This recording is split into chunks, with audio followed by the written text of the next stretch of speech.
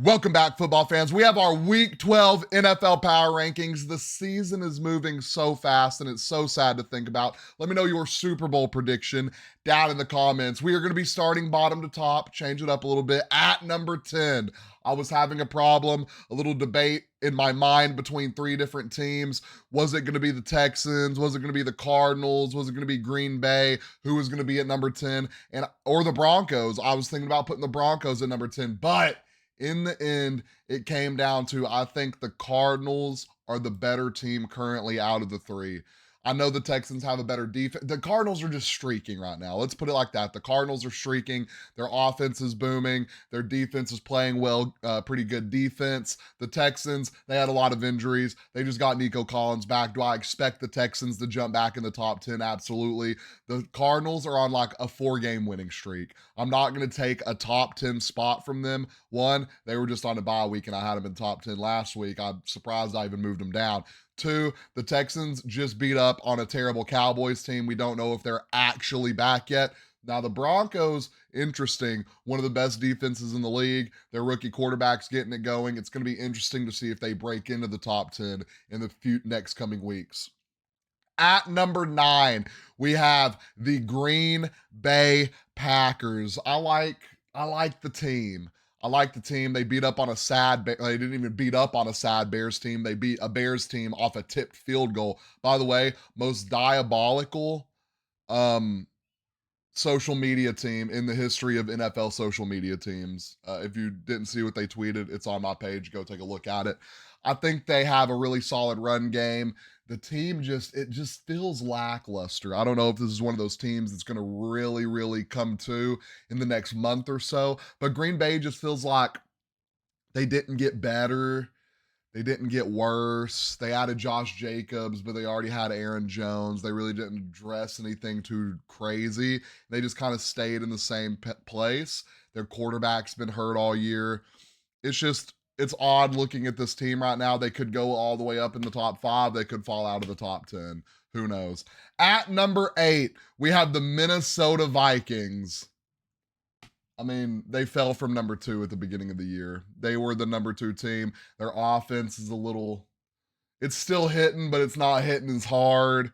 Their defense is still a really solid defense. Their run game's banged up. Minnesota Vikings at number 8. At number 7, this is a team that jumps really high. I didn't even have them in the top 10 last week, and I feel like I have neglected them. I feel like I have looked over them, and after what I saw against the Cincinnati Bengals, they are in our top 10. Give me the Los Angeles Chargers. Their defense plays solid ball. Their run game is impeccable. When Justin Herbert needs to run the ball, he's running the ball. When Justin Herbert needs to throw the ball, Ladd McConkey, if I said that right, is an absolute dog. Quentin Johnston's catching the ball now. Their tight ends are getting it going. This team has found their rhythm, and I know they almost blew a lead to the Bengals. It's the Bengals. It's Joe Burrow. It's Jamar Chase. Anything is possible on, what was that, Sunday Night Football or Monday Night Football?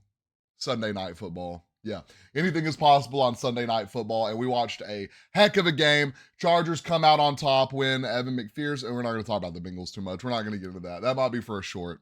The Chargers are a legit team. Give me Chargers at number 7. At number 6, we have the Philadelphia Eagles. Now, this is my Super Bowl prediction team. I have the Eagles and the Chiefs. I think the Eagles are finding it on defense. I think they're finding it on offense. I think Jalen Hurts is finally playing great football again, not turning the ball over as much. Saquon Barkley's an absolute dog. The O-line is insane. The wide receiver core is ridiculous.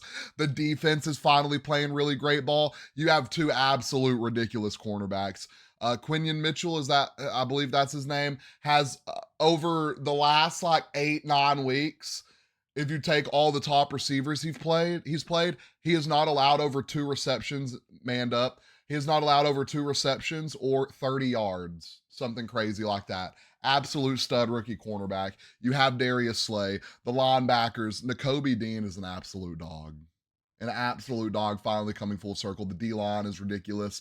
I think the Eagles have what it takes to upset the Lions in the playoffs, and y'all heard it here first. That's what's going to happen. At number 5, this one's going to hurt.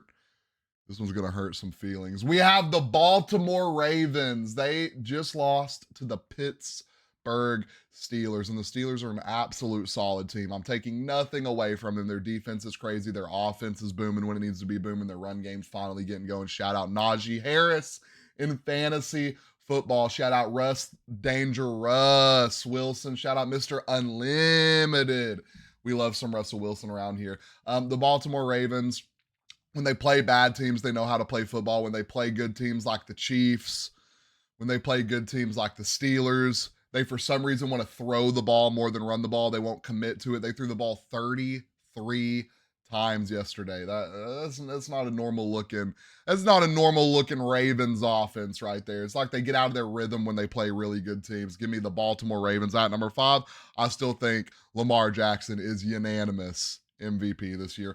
At number 4, a team we were just talking about, the Pittsburg Steelers, Mr. Unlimited, Najee Harris, the O-line, the wide receivers are hooping. Mike Williams is there. He's catching touchdown passes. Calvin Austin cooked me one week.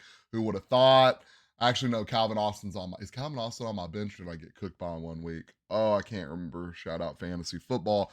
The defense is absolutely... We don't even have to... We don't even have to dive deep into the defense. Give me the Steelers at number 4. At number 3, this is where the shakeup happens, guys. Are y'all ready for the shakeup? This is the shakeup. Give me, and they're not going to stay down here long, the Kansas City Chiefs. Patrick Mahomes, I don't know what's wrong with him right now. Actually, I do know what's wrong with him. You thought you were going to get me to criminalize Patrick Mahomes out here. He's missing 4 wide receiver ones. Your team would win 0 games if you were missing what Patrick Mahomes was missing. He's probably 3 wide receivers. He's missing 3 wide receiver ones, and he's carrying the corpse of DeAndre Hopkins to the end zone. He's missing his starting running back. This team's offense is battered and beat up, and they're still out here 9-1, winning games. What other quarterback gets criticized for being 9-1 and winning all the games he's winning, missing 3 number 1 wide receivers? Name one. There's not one. I'm going to put the Chiefs at 3. They're going to be back up at 1 because I don't believe the Lions can keep this hot streak going, which is going to be sad going into playoffs. I think the Kansas City Chiefs needed this loss. I think they find their identity on offense again. The defense played the worst ball it's ever played last week. That won't happen again. We already know what they're going to do to the Bills in playoffs. The Bills are notorious for beating the Chiefs outside of playoffs, but you know what the Chiefs do inside of playoffs. I think they're going to be back up there. Give me the Kansas City Chiefs at number 3. At number 2, rightfully so, the Buffalo Bills. They finally beat a team over 500. Yay! Josh Allen's playing good football. James Cook is playing amazing football. The wide receivers, Amari Cooper finally back. He's getting it going. This team is just kind of, it's not a great team on paper, right? But it's clicking the way it needs to. And they went out there and they beat the number 1 team in the league. Give me the Buffalo Bills at number 2. At number 1, y'all soak this in because it's not going to stay like this for long. All right. Chiefs could win next week and I could put them back up there. Give me the Detroit Lions. I still believe Jared Goff doesn't have what it takes to win a Super Bowl. I still think he is a bus driver quarterback. I think if you take that run game out, they're absolutely cooked because Jared Goff does not have what it takes to lead the team down and win a football game. But that being said, they are the number 1 team in the league right now. The best run game in the league.